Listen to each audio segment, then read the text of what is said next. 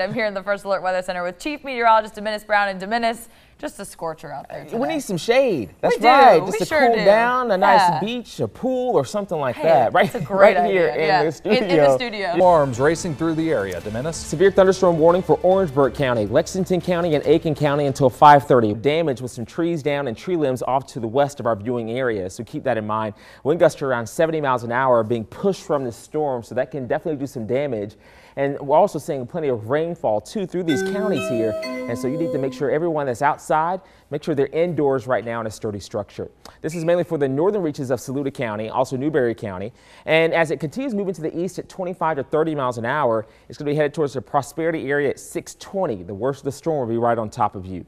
Chapin, if it holds together, 643. The Lake Murray area, 648. And Winnsboro around 704 this evening. Again, if it holds together, these storms are pretty strong at this point, so most likely they will continue moving in that direction. Over Irma right now that we're starting to see some of this weather, and also the heart of the city here, Columbia. We're going to start seeing some of those showers and storms getting a little closer to you very, very soon, so just keep an eye on that very closely here. Again, these storms are moving to the east around 25 miles an hour or so. We put a track on the storm. Irma, 709, this will be right on top of you. Lexington at 717, Red Bank at 722, Columbia for downtown around 737, Camden, if it holds together, we're going to see it around 752 for your area.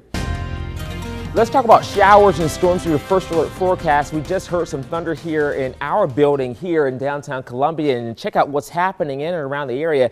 A bunch of lightning, how about that, and a bunch of rainfall falling over portions of Lexington, Richland, also Calhoun counties right now. This is moving to the north and east, so it's pounding Gaston right now. Carolina Eastman headed towards the Hopkins area very soon with some of the heaviest of the rain, and as we put a track in the storm as it moves to the northeast around 20 miles an hour, it's headed towards Hopkins, 503. How about that? Another couple minutes with the worst of the storm right on top of you. Also, Fort Jackson at 529, and if it holds together, 541 for Leesburg. Again, moving to the north and east, and you can expect wind gusts around 50 miles an hour. That's just below severe weather criteria for us.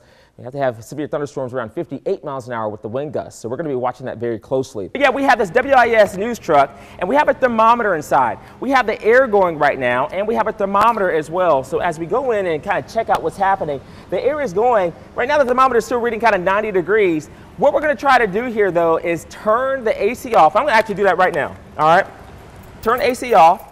We got the thermometer right here. Over the course of the 4 o'clock show and also at 5, we're going to have the thermometer right in the dashboard, and we're going to let you guys know how hot it can actually get when you have the car off, no AC, and how dangerous it can be, especially if a child is left in the car, even a pet for that matter.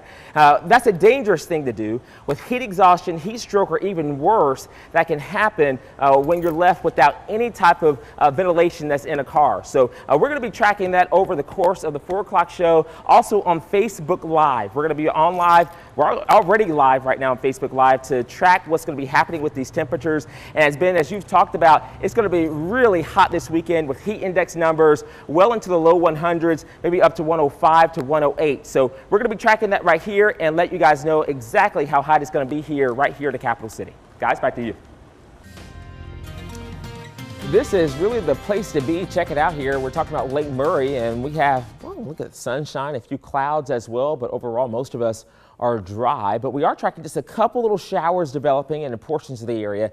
This one here in Kershaw County developing, and it's creating a couple more showers outside of it over to the east here. So this is mainly north of Bethune that we're seeing some brief heavy downpours, and then also what we're still tracking in areas in Saluda County. That's over 194 that we're seeing some of the heaviest of the rain, and some just to the west of 121.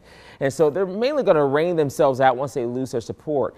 Most of the active weather has been over the Tar Heel State this afternoon, and you'll see it right there north of Charlotte, severe weather over Greensboro. And I think a lot of the really active weather will stay in that direction. Of course, we can't rule out a couple of thunderstorms that could be a bit stronger here if they develop this afternoon. But this is the forecast for Saturday. We're giving you your first alert with it because a cold front will be working its way in. And we're going to be under a marginal risk for some severe weather. That means, well, it's the lowest on the scale, but we could see some heavy rainfall, some localized flooding, maybe some gusty winds with maybe some gusts around 60 miles an hour. Here's the front as it works its way in, and it's going to stall across the area, not only giving it way to rain, but also some thunderstorms for both Saturday and Sunday.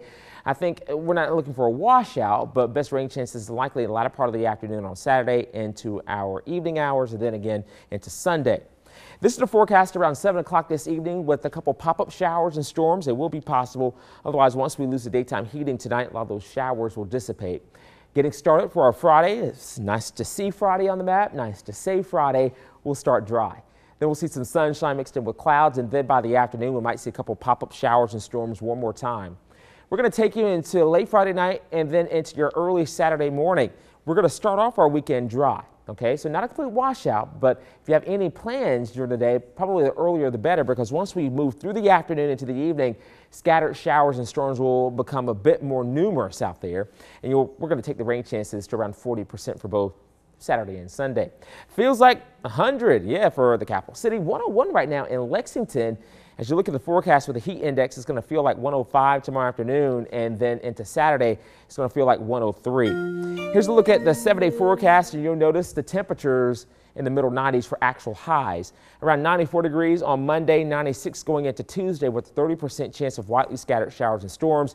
Even into Thursday, a 20% chance with temperatures around the middle 90s. All right, Dominic.